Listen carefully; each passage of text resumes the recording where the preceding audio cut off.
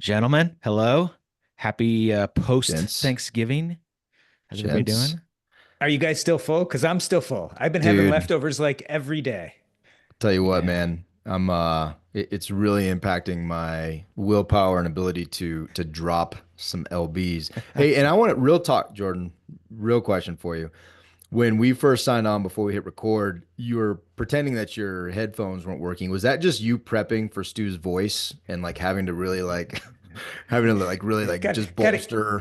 ease into it. Just got to ease into You it gotta slowly. ease into it. You can't take it all at once. You gotta really, yeah, no, I totally understand you. Well, hey, I tell you, there's a trick. There's a trick to Thanksgiving that I've just learned about. Typically, my wife and we host Thanksgiving at our house, and I do the turkey, and we have, everybody come to our house. And this year, my cousin decided to host it at his house, and so we all went to his house. And what I found out is you don't get to take home all the leftovers. Like when somebody else hosts, You like didn't bring your Tupperware? You bring none your of the leftover. Tupperware. Yeah, but like even then, like you're like, like you don't take a lot, right? So Yeah. if you don't want a ton of leftovers, just go to somebody else's house. That was one lesson I learned. And two, the second lesson I learned from Thanksgiving this year is, I was in charge of making like our one dish that we were supposed to bring. And my wife, and it's not really a new lesson because I keep on relearning this lesson over and over again. I was mashing the potatoes for a sweet potato casserole, and I used the blender, like the two-prong blender inside the bowl, and I like just gashed up Dude, that's like the a bowl big time. rookie. I That's know. silly, dude. That's not even It's like lazy. that's not even Um, like that's like using a metal spatula on like one of those coated pans or Teflon. Like you don't do that, dude. yeah. Yeah, Well, and then I forgot you to guys are put. way too advanced for me. I'm not even that far, man. Like I'm the first one cooking something wrong. We were lucky we're redoing our kitchen and we got a steam convection oven. Ooh, Hmm. We cooked a 17-pound turkey in like an hour and 15 minutes. And it that's was fancy. perfect. And it's really Nice. good for leftovers because you put the leftovers there and it steam heats them. And so they taste like they're brand new. Mm. That's amazing. Well, let's That hey, I want to jump in because talking about Thanksgiving, I will say, Jordan, we've had you on the show a couple times now, and the big P, small P conversation that we had around purpose, big P purpose, small P purpose, and the book that's coming out, the Purpose Code, which I can't wait for. What's the date? What's the date? January 7th. The 7th. Okay, so January 7th, get the book, go out, get it. Pre I'm sure you can pre-order, you can do just get the book. But the conversation we had and the idea around big P small P has really impacted impacted my life in a significant way, but it also has made me very much more appreciative and grateful when I'm exercising the small P purpose. An example being, we went up to the mountains actually twice this last week. The first time was kind of a family tradition, and the neighborhood all goes up to the YMCA camp here locally in Colorado and just has an amazing time. My brother came out from California. We did Thanksgiving then, and my experience with leftovers is different because my mom brought the Tupperware, filled it up, and sent it with us. So there was no avoiding that, which was delicious. Um, but then we came home, and just being very conscious of small P opportunities, we booked a room for the day after Thanksgiving, and we went up to the mountains, just our family, and did some skiing and snowboarding, and it was relatively inexpensive. But dude, I'll tell you what, like I stopped on the mountain. And my kids are getting to the point now where they're like getting really good. And so we all were going down these blue runs as a family, but I was able to stop and really be like, man, this moment is absolutely beautiful. And I was kind of overcome with gratitude because we're all kind of going down the mountain together. I'm looking at my little dude just flying down, doing awesome, but we're a family unit doing this stuff. And it would be easy to not go to the mountains. It would be easy to not invest that couple $100 in a room. But all the little moments in that, going out into the hot tub outside in the snow, but we're outside in a hot tub, me and the boys, like all those little moments, when you're conscious of them and intentional with them, with the small P moments, dude, it makes all the difference. There's no big P goal. There's no goal that I could have set and achieved that would probably have the same level of emotional and just gratitude impact and happiness and joy that those moments had. So thank you for that. Yeah, you're welcome. And I think we forget this. We spend so much time trying to become these really big, audacious things, right? Whether it's in our career or these big goals. And we forget the way you become is by doing. And it's often in the process of doing where you're actually being your best self. And so I think very much with what you guys are talking about when you're talking about David going and doing these things, it's specifically being in the action in the process that's important. It's not what it leads to later on. It's not where you end. It's not the top of the mountain. It's actually when you're in the midst of climbing that actually lights you up. Yeah, and I set no goals for that weekend outside of just let's be together as a family, let's do this stuff, and ultimately I could have never planned it or it would have never I could have never anticipated what it would become, and I think you nail that with just do it right, like just there's time to be spent to figure out the kind of dad, the husband, the person that you want to be, but really in the execution of doing things, making mistakes, and all that kind of stuff, that's where the real magic is. And I think we need to be so much more focused on that every day, right? In all our interactions, even in the way that we treat other people and the way that we, where we invest our time and our efforts. It's such a magical thing to be able to every single day live in the small p purpose.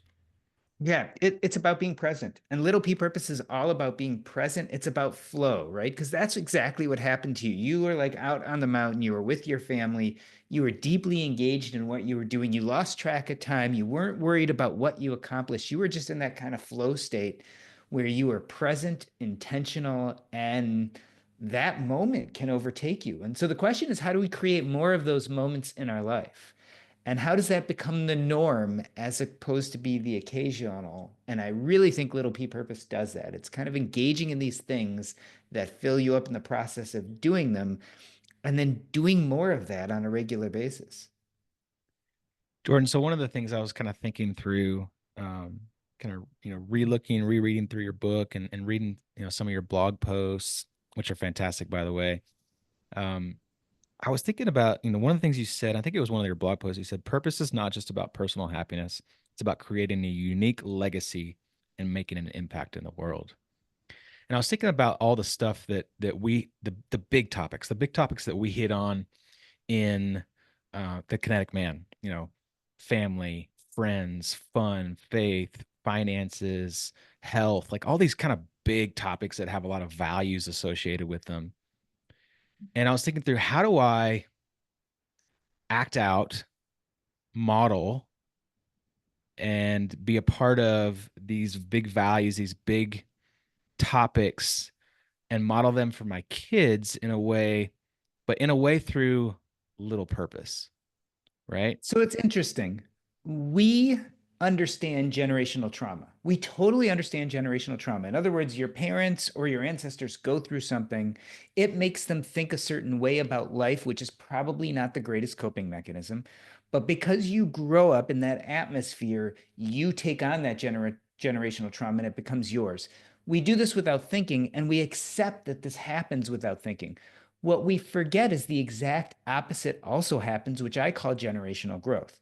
What that means is when you go out into the world and practice Little P Purpose, get involved with things that fill you up, that you enjoy the process of doing, that connect you to other people, you also pass that on to your kids. So you model that same behavior. And what you're really doing is you're giving them permission. You're saying, I give you permission when you become an adult to go out there and practice Little P Purpose yourself. Find what lights you up and go for it. And so I almost think that the best way for us to actually model this behavior is to live that life ourselves. And this is the hard part because it sounds selfish. Because many of us before this, we wanted to say, well, our kids are our purpose or our spouse is our purpose. And I get it. That's a very loving concept. But I think we have to have Little P Purpose outside of the people because we want to give those people in our lives the opportunity of generational growth. We want to give them permission to do the same thing. When your kids are older, you want them to get deeply engaged in things that light them up. And when you do that, you're actually modeling that behavior. You're handing down generational growth instead of generational trauma. And I think it's one of the best gifts we can give them. Yeah, it's interesting. It reminds me of a conversation that we've had multiple times now, and it's we really encourage men to go get friends, like to no kidding, like find the dudes that are going to be your covenant friends and like go build a relationship. And most men will acknowledge, they'll be like, yeah, I need friends, I need friends. The thing that really flips a switch is when you change the perspective and say, okay, do you want your children to have friends when they get older? And they're like, oh, I haven't thought about that. I'm like, okay, well, let's take the conversation to a different place. Let's not talk about you and your friendships and your continued lifestyle of putting friendships on hold forever until you get to a place where you're going to regret it, right? Let's stop that conversation. Let's stop that dialogue. Do you want your children to have deep friendships as they grow up and be adults? And every dude that I've ever spoken to is like, of course I do. I'm like, cool. Where are they going to learn that? Yeah. How are they going to learn that that's okay? And here's the thing. I think we have to demystify friendships because a Mm-hmm. lot of us go out and we're like, I need to build community. So they're like, okay, I'm going to go do this thing where I can build community. But a lot of times it's not a thing that excites them. And I think that's fine. But if you want a better version, find something that excites you. Find what little P purpose looks like in your life. Do it intentionally, and it's going to bind you to other people who have similar interests. So we're talking about the deeper friendships. I had this problem. I became a doctor because my dad was a doctor and I co-opted his version of purpose, but it didn't really fill me up. In fact, it was much more big P purpose, trying to make up for the cosmic loss of his death when I was a little kid, than little P purpose, which was the inner joy in the process. Here's what happened.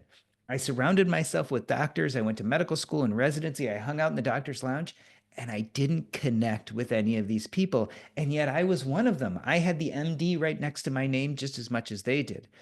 But when I finally realized medicine wasn't my purpose and started becoming an author and a blogger and a podcaster, I'd go to these conferences and I would meet people who had the same interests. And I didn't have to try. We just talked about things we loved and we connected. And I found that I was connecting to these people more in 10 minutes than I connected with doctors who I'd known for decades. And so maybe we need to demystify this, especially for men, and say instead of putting yourself in a situation where you feel all conscientious and you're like, I have to go make friends and I have to ingratiate myself to this whole group of people I don't know, maybe a better game plan is find stuff that really lights you up, engage in those things, and have that naturally bring you towards other people. Because when they see you doing something that lights you up, like a moth to the flame, they're going to be attracted to you and they're going to want to collaborate. Or if they have something to teach you, they're going to want to teach. And if they have something to learn from you, they're going to want to learn. And I think that's where we get those more deep, enduring relationships. And I could point to you guys. My bet is your love for creating the content that you have has deepened your relationship and brought you all sorts of people into your life. You didn't intentionally say, I'm going to do this to make tons of friends. But my bet is, as you did this, other people who had similar interests or similar needs were attracted to you and you formed a community around it. And that's what we want to do with things that light us up, because that's where those enduring communities and relationships are going to come from. And Jordan, it's interesting that you bring up, just how you were a doctor and then, but you didn't find the community in that and the little peepers in that. And I was thinking through, as military men, transitioning out, I think a lot of us talk about purpose in a way that you're describing more as like a big P, of this like overarching purpose of service, right? A military service. And as soon as you leave that service, a lot of veterans really find it hard to fill that void, right? To find another purpose. But really, I think that's probably inaccurate if I'm thinking about it. And correct me if I'm wrong. Like this service oriented career, police, fire, doctor, military, the big peep, the purpose behind that career that all goes away. But I think in the interim, trying to find these little p purposes is definitely like the way to go, right? Like, and could make your transition way easier, because I think a lot of people search for another like a big purpose, like a service oriented career, and they don't find it, in something else. I think the military is really interesting, especially because you're talking about service. And don't get me wrong, service can be little p purpose, but the point of that means that you go into service and enjoy the process of doing it. You love showing up to that homeless shelter, or you love visiting elderly and bringing them meals. And you do that regardless of the end goal. But when you start thinking, well, I'm going to serve this many hundreds of people and I'm going to create my own non for profit and we're going to make millions of dollars to help people in need. And when it starts getting bigger and bigger and bigger, and then you start doing things you don't love doing in service of these big goals, you're like, well, I don't really like fundraising. I like going into people's houses and helping them. But if I want to build this thing to that goal I want, I'm gonna have to start fundraising. I'm gonna have to get on social media. I'm gonna have to be in the boardroom all the time. I don't really like those things, but that's what I have to do in service of this goal. That's where it starts feeling really incredibly painful. On the other hand, if you say, I love service, that's my little p purpose, and I'm going to do Meals on Wheels, and you do Meals on Wheels for a while, and you end up meeting the other people who do Meals on Wheels, and maybe one of those people is like, I love building non for profits. In fact, that excites me more than getting in the car and delivering this meal. And you team up and collaborate with this person. Maybe they start doing the things that you don't love, and you keep doing the things that you do, and you work together and you collaborate. So I think you can still change the world. I think you can still have impact and legacy. And in fact, I think you can still have goals. But the point of little p purpose, whether it's service or anything else, is you have to enjoy the process of doing these things, regardless of whether the goal comes to fruition or not.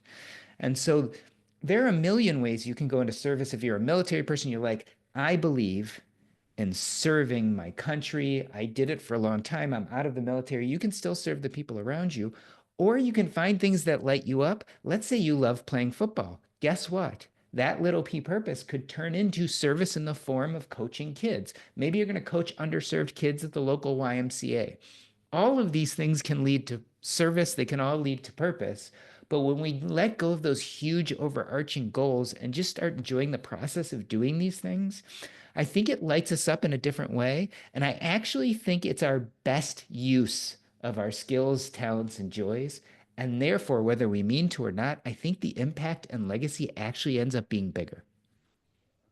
Yeah, and it's one thing that I'm thinking about as you're talking through it is a level of the word that just keeps or the words that keep popping in my head is self-awareness.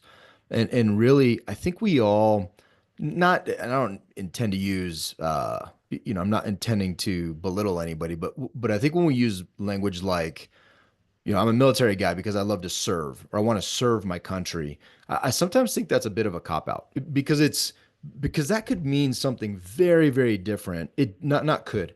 It means something very, very different for me than it does for Stu. And this became clear to me recently as I started diving into like, what am I truly passionate about? What did I love about the military? And for me, what I loved about the military was that I was given opportunities to be in a room full of leaders, the key leaders within a military command. And my role is, especially as I got more senior, was to serve those leaders to the best of my ability to help them to ideally become the best leaders they could be, because then the entire command would thrive, right? It wasn't, I never felt the responsibility of going out to the command and trying to make it thrive because of my great leadership, because I wasn't a great leader. That wasn't it. But I loved investing in people. Specifically, I loved investing in leaders. Well, that recognition, the service to leaders has caused me to go down different paths now within my church. Like, who do I want to serve? Do I want to serve the little kids room? I don't, but I actually volunteered from like age 0 all the way up through college and then into adult ministry because I wanted to test it all. And I recognize, man, I don't, and I will say, God bless middle school teachers because they are the worst human beings. I have two of them. I have two of them, but they're the worst human beings in the world. And I was, but I knew I was like, this is not. And so when it came to things that where I truly desire to serve. The transition now, it took me a couple years out of transition to recognize, but I would offer that I'm more fulfilled now in what I'm doing and the path I'm going down because I truly understand what serving my country and serving others means. And that is manifested in a vastly different thing that I would not have anticipated, especially as I self-described. I just want to serve my country. That's great. Like I think a lot of people just want to serve their country, and it looks vastly different. And it doesn't have to be the military. I think it's a bit of a cop out, right? Again, not saying that disparagingly, more encouraging to say, dive into what does that mean for you, and how can that manifest on a daily, in a in a daily way with little p purpose. And dude, that concept is super powerful, right? Like it really is powerful when you start exercising. It just it's more than just, cute words of little p big P and dismissing that. It really can change your life drastically every single day. I think the cop out you're talking about, let me see if I can put this in the right words. We've allowed society to define what it looks like to live out your belief system and core. And usually we've allowed society to define it in big, audacious terms, right? So it's not, I want to be of service to people who are unhealthy and sick. It's, I'm going to be a doctor. It's not, I'm going to write down information for other people's consumption to help them learn and grow. It's going to be an author. I'm going to be a New York Times best-selling author. So we have kind of all these big audacious titles to describe what doing something that lights you up should look like. But the problem, because they're big and audacious, we go from doing something that feels good on the inside, something we love the process of doing, and we feel like there's this predefined endpoint, this big audacious goal that we then have to use that interest and excitement to achieve. And what I think I hear you saying, and what I truly believe, is we need to let go and not let society tell us what our big, audacious purpose should be. Instead, we should decide what kind of things we like to do, what lights us up, and do those in a way that feels authentic and enriching and nourishing to us.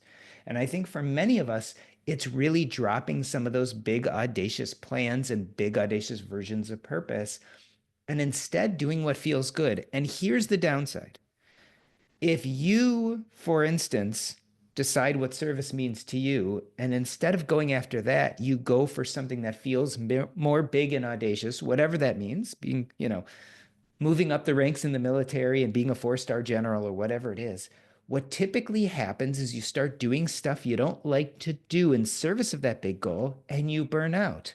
And what happens when you burn out? We generally quit the thing altogether. So instead of living our values and doing those things that are deeply important to us, we set our sights on these really big goals that don't necessarily fit us.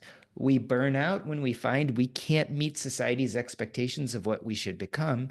And then we leave the thing altogether and are questioning why we don't understand purpose in our life, or why those things that are deeply important to us we can never seem to carry out. So let's talk about money. Let's talk about money. I'm interested in this because you came from being a doctor to then talking about investing and financial freedom. Your podcast is still about that, primarily earn and invest, and the worlds that we live in, the worlds that we hang out with in these communities of investors and real estate business entrepreneurs. There's always this discussion around a goal, a number, the number of doors, the passive income, the retirement number, these big audacious goals, right? I'll be happy when I'm retiring and I'm financially independent. Um, and then there's this other side that kind of contradicts of money doesn't make you happy.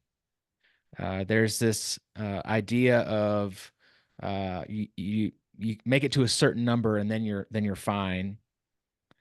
How do we intermatch that? How do we be okay with having big goals of finances and being financially independent, being financially free, making money, passive income, all these things, but still enjoying the journey and the little p purpose in it all.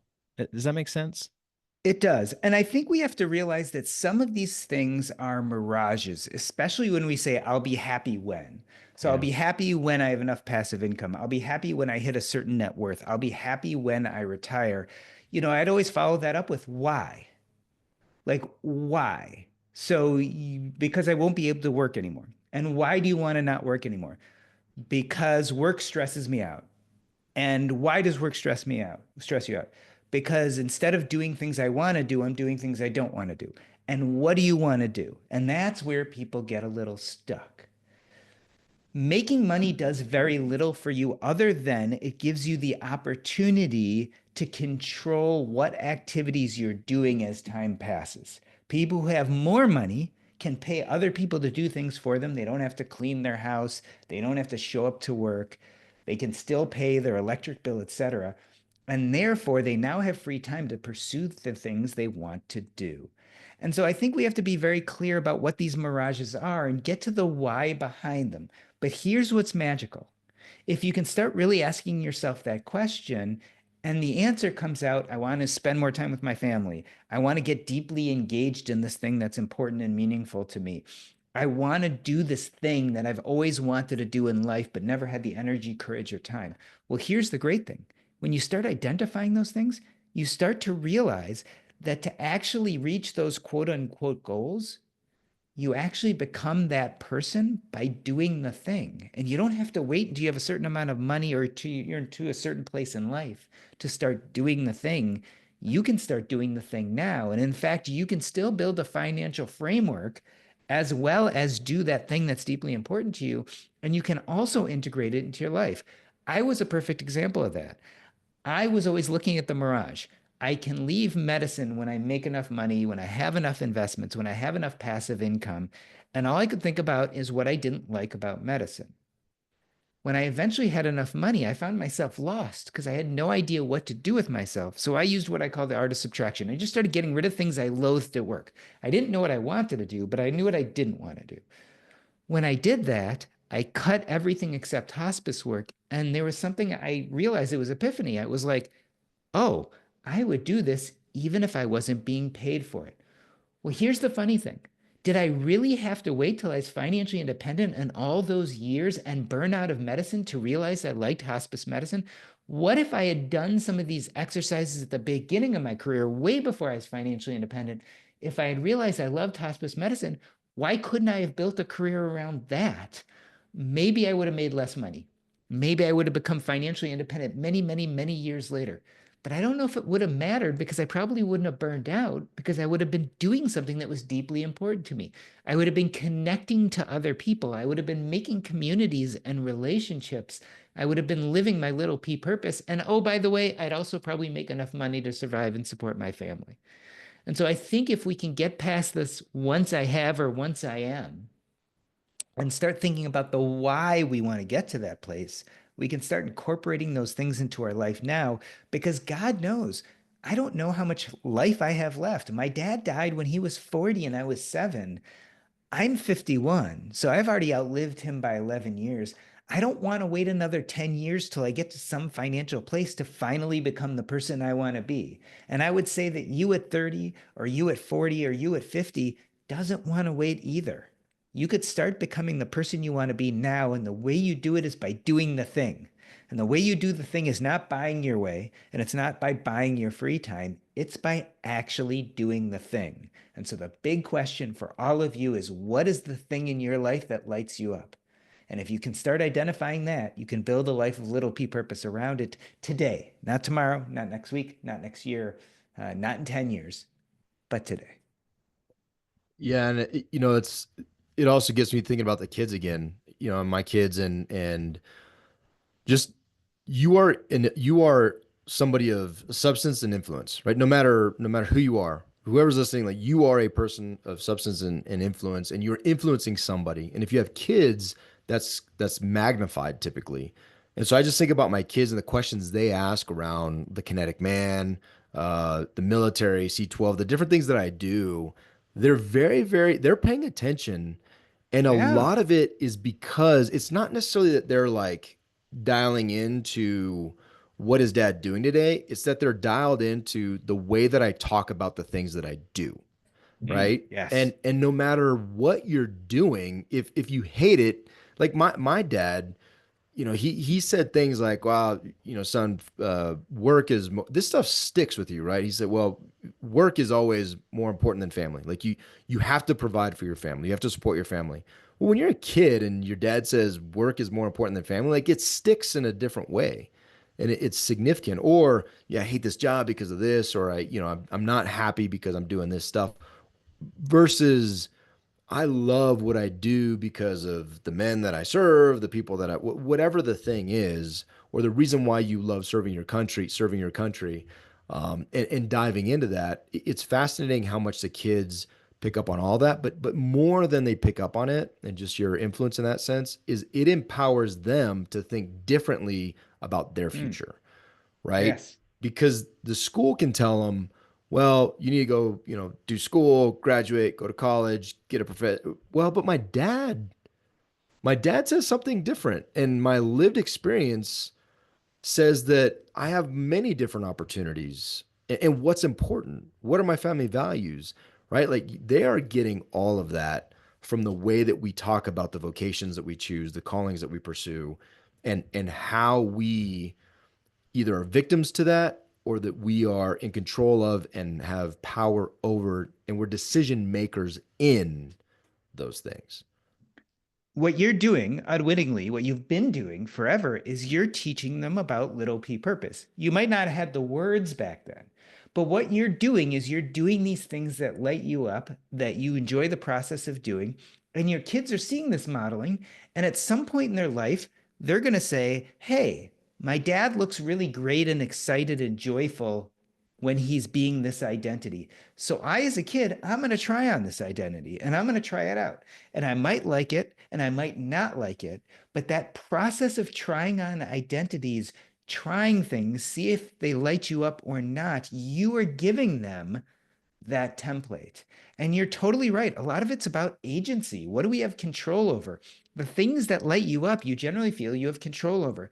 Your kids, for whatever reasons, might not get into the best colleges. They might not get the best opportunities. They might just be the wrong person at the wrong time, or they might not have a lot of luck. But those are things that they have zero agency over.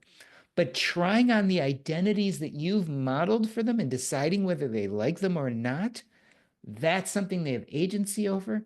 And that's a skill which they're going to continuously use. They started with you, but they're going to see their friends do things and they're going to try on those identities. They're going to see your wife do things and they're going to try on those identities. They're going to see mentors and they're going to pick and choose and they're going to evaluate it based on the criteria that you've showed them. My dad looked most lit up when he did this thing. I tried on that identity. It didn't light me up. Maybe that's not for me. But I did this other thing and that lit me up. Maybe that is right for me. And so you're beautifully modeling what little p purpose can look like. And it's not what they teach you at schools. And it's not what society tells you you have to be. It's people going out into the world, doing things they enjoy the process of doing and engaging with other people. And that's what you're teaching your kids.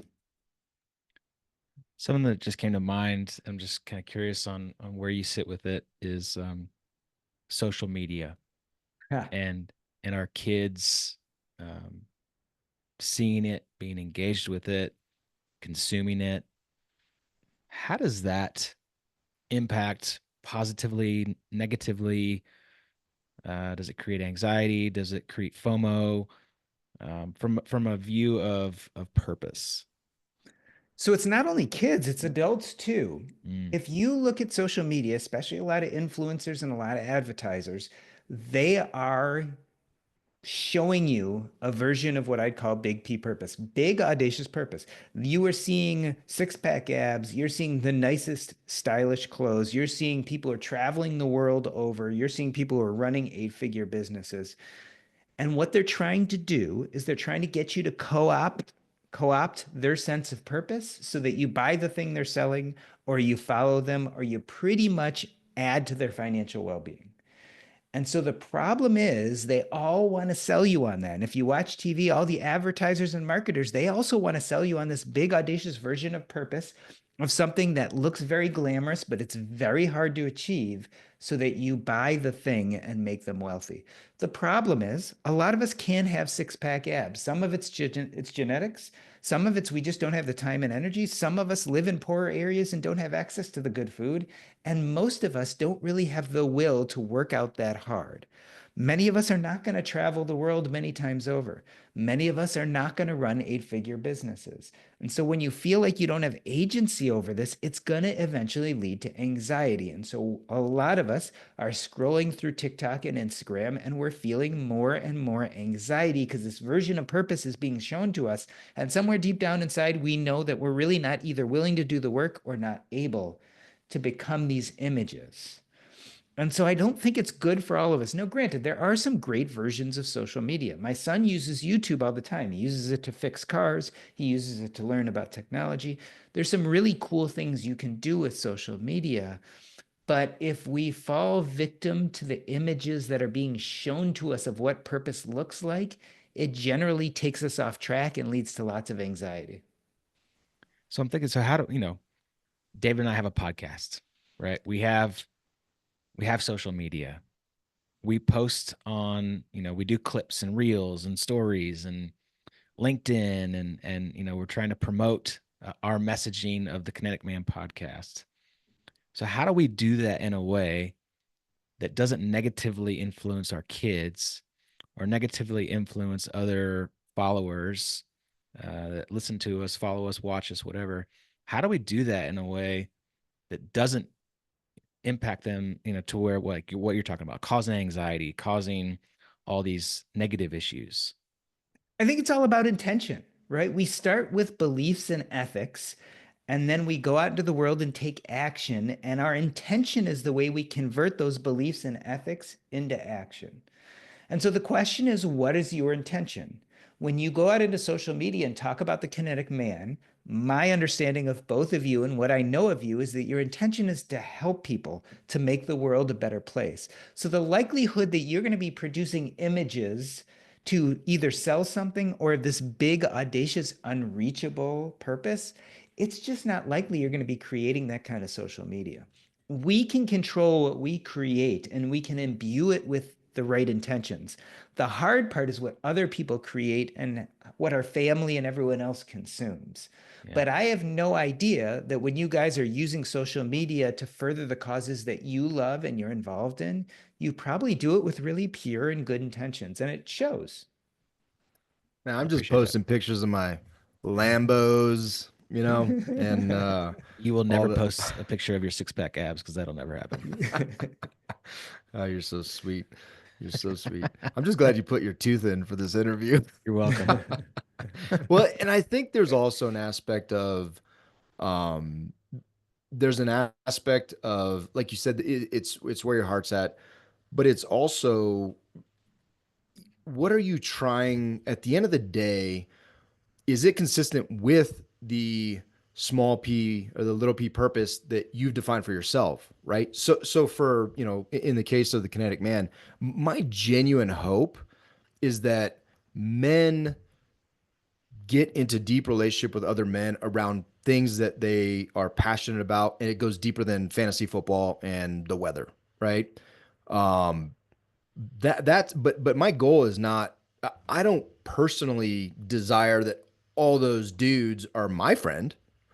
I just want all those dudes to have what I have in my life, and that is built around the commonality of things. And it takes work, right? But there's also purpose in seeking how do I best serve Stu and my local community. I say community, but it's really just like my homies. Like it's just my dudes that I care about deeply and love. And we do things like snowboard, mountain bike. I mean, I got a text this morning, it warmed my heart, of a guy that says, "Hey, I have time to mountain bike ride today. You want to join me?" And I was like, "Dude, I can't because I'm talking to this awesome dude on a podcast who you need to listen to, who he did listen to, and he did have a comment about you." Um, but but I made sure to say in there, like, dude, I'm so honored that you thought about me and I love you, brother. Right? Like, but that's just genuine. I want other people to have those kind of text exchanges with their people who's not going to be me. And at the end of the day, what that's reflective of and what you're talking about, Jordan, is is this complete confidence in that aspect. That's that little p for me. I have complete confidence that that is something that God created me for, and that type of relationship, right? Period. And I mentioned, God, I read an interesting article. You did an article about you. I think you started by saying, "Hey, I haven't talked about faith, and I intentionally avoided it." But what I love about that article is where you got in that, and I can't remember the author's name that you were talking about, but where you got in that article was the number of things that you have in common is it outweighed the things that you don't. And in addition to that, when you live, I believe, and you said it in there, I believe that every single aspect of our life you can fill with little p purpose to include things as big as faith, right? And I think, quite frankly, I believe if you're not living little p purpose in your faith, you're truly not living out your faith. It's just not, I don't think it's possible to serve something as in the context of Stu and I, to serve Jesus just in big P. I'm looking at heaven. That is my goal, and Mhm. that's the end state. Everything else be darned. That's where I'm going. No, dude, like that's not how he lived, right? It's how are these people in front of me? How am I impacting them? How am I loving them every single day? And in each of those areas, there's small p purpose, right? There's the little p purpose. I say small p. I know it's little p. I apologize, but the little p purpose, if you're not living it in every single aspect of your life, no matter how big that aspect may be, I just don't think you're really honoring who you are. Yeah, and when it comes to faith, look, some of the most beautiful things in life have occurred because of faith, and some of the nastiest things in life have occurred because of faith. Faith itself is just a reflection. The question is, and I would say that probably most of the beautiful things come from the little p purpose. It's the charity, it's the being there, it's the support, it's the community. All of that is so wonderful and positive and fills people up. And probably a lot of the nastiness comes from big P purpose. I need to convert everyone to think exactly like I am. I need to not only believe in the teachings of Jesus, but I need to become more Jesus like myself to the point where I'll do anything it takes to get to this kind of deified space. And that's when it becomes this race to godliness, which I think becomes very much big P purpose.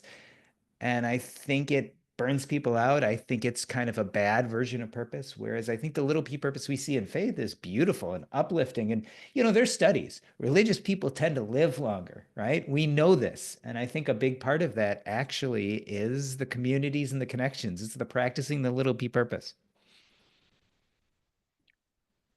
There's a blog post that you wrote, and you have like two little graphs. It says like the rules of purpose.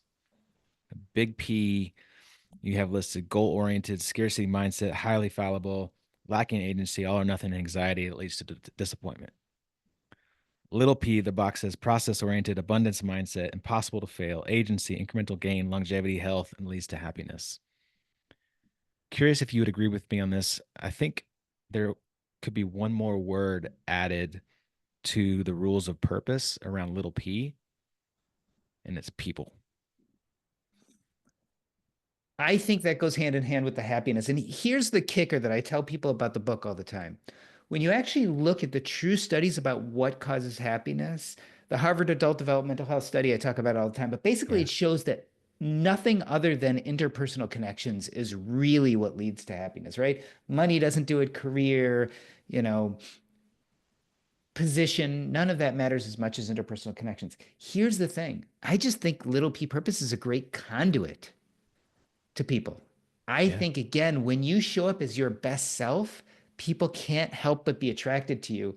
And that's where we make these deeper, more enduring communities. And again, I see it very much in Kinetic Man. I think that's exactly what you guys are doing. You are practicing your little P purpose. You might not have called it that before, but you're doing things that you enjoy the process of that deeply light you up. And because of that, like-minded individuals are interested and they want to be part of this. They want to collaborate. They want to go biking on an odd, Tuesday, because that's what you do when you're engaged. It's the people. Yeah, I mean, all the examples that are in your book, all the examples that we talk about, that you've talked about on your podcast and your blogs, all these little P ideas really essentially lead to doing that thing in community with other people that like doing the same thing that you do.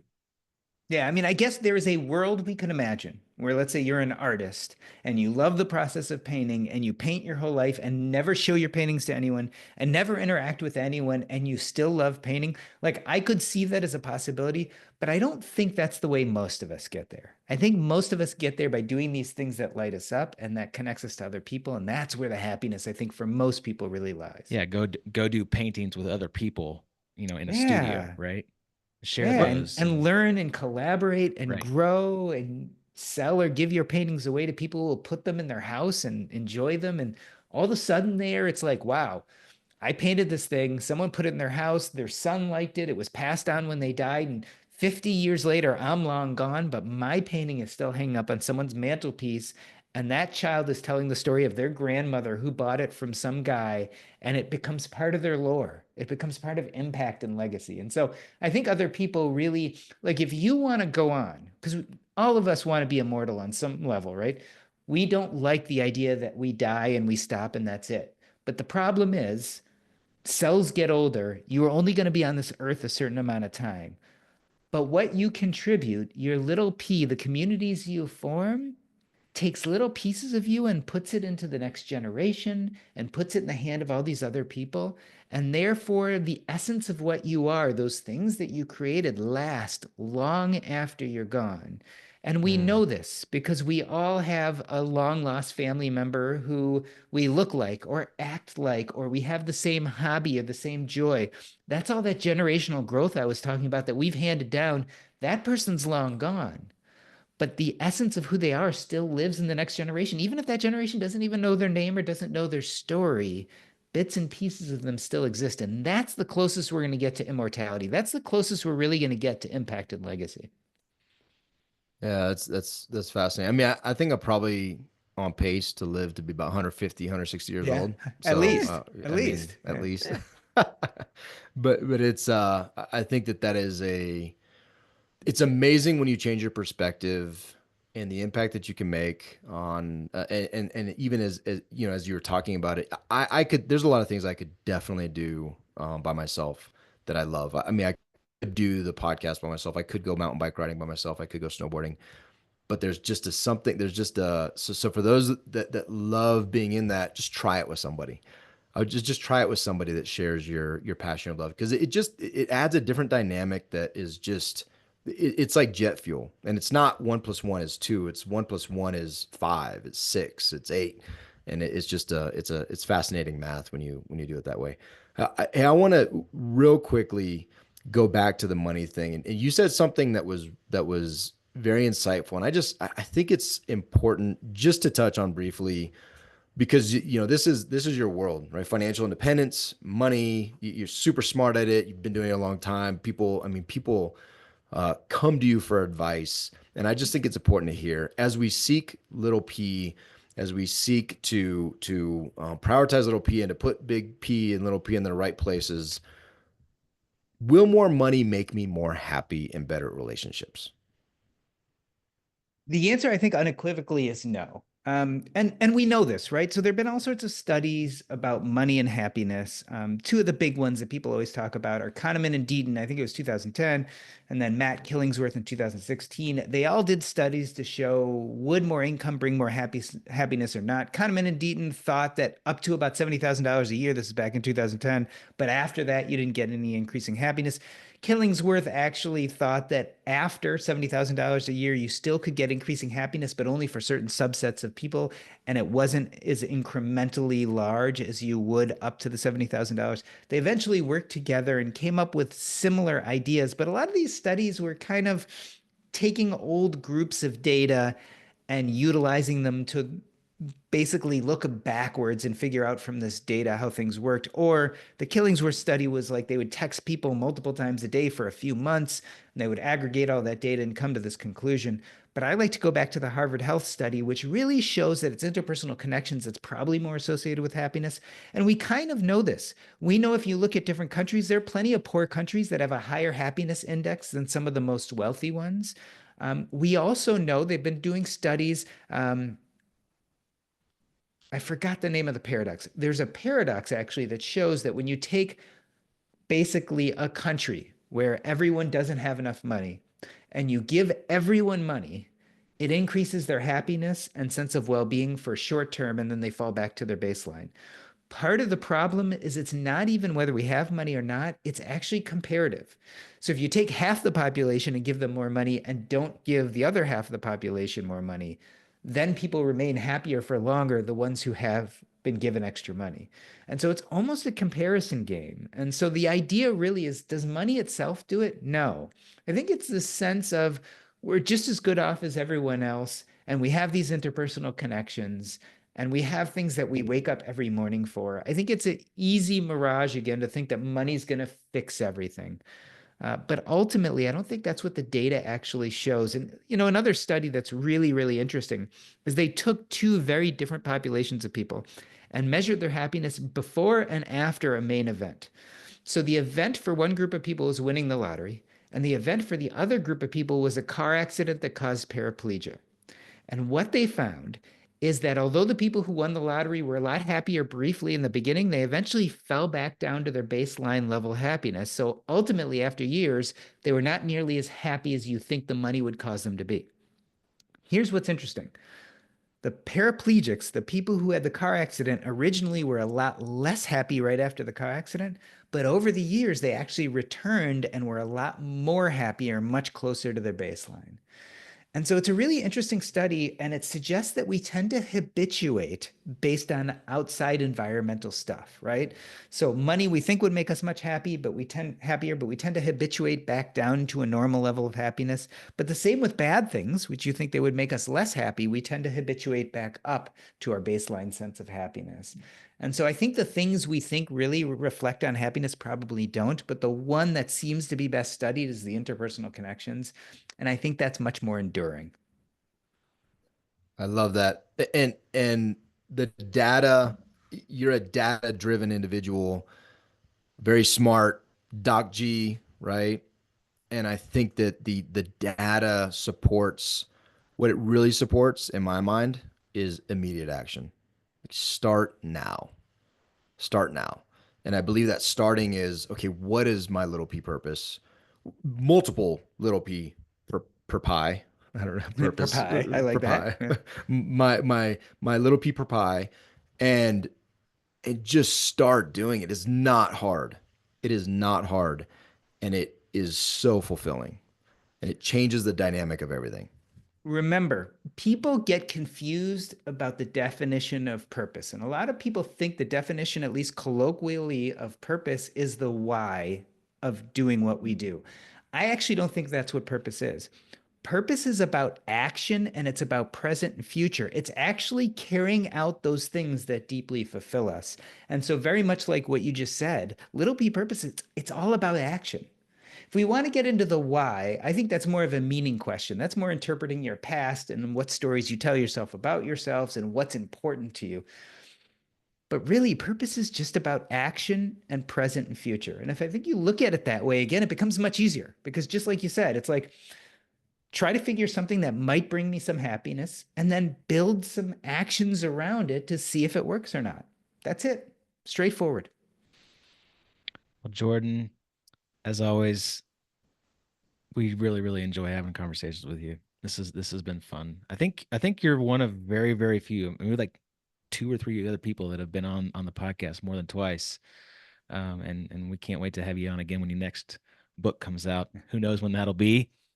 But let's talk about Purpose Code. Six You months. I mentioned think it. it's 6 months. 6 months, is that about the average time to get another book out, Jordan? We will see. Nowadays, so this is self-referral here. I mean, The best way for me to keep writing books is when people buy enough books that I can convince a publisher to publish the next one. So hopefully, if this one's successful, most traditionally published books take about 2 years from the day you sign the contract to the day it comes out. So Wow. the next big one, at least, will probably come out in 2 years. I've been working on something on the side, a healthcare book, which is going to come out sooner than that. But my next book that touches on things like meaning and purpose and personal finance will probably be, fingers crossed, around 2 years from now. All right. Well, we'll be ready for you when that happens. Uh, Purpose Code comes out January 7th. Guys and gals, like David said, it's a fantastic read. I love having these conversations. Jordan, thank you so much. Glad you enjoyed your Thanksgiving. Hopefully, your house is finished soon. And this will be out before Christmas. So, guys and gals, go buy this book. Get it ready for the new year. Jordan, Thank you thanks, so man. much for having me. I appreciate it. I Absolutely. just want to just a calendar check. Oh, yeah. Go. January 7th is the release of the book. Yes, January 7th. Is that before or after Christmas? Or you're saying the podcast is up The before podcast will Christmas? come out before Oh, Christmas. great. So I love so it. so So as buy a new it as a so gift for people. so get it. That's Yeah. right. I love it. I love it. I just want to clarify because my dates were kind of messed up. Christmas, I was thrown off a little bit by when it may or may not occur. I just wanted to make sure that I understood the I'm glad. alternative I'm glad facts you are and understanding calendar. now. Yeah, thank you. I love you. Jordan, Thank you, thanks again. Jordan. This is awesome. Appreciate your time, buddy. Thanks See ya. again.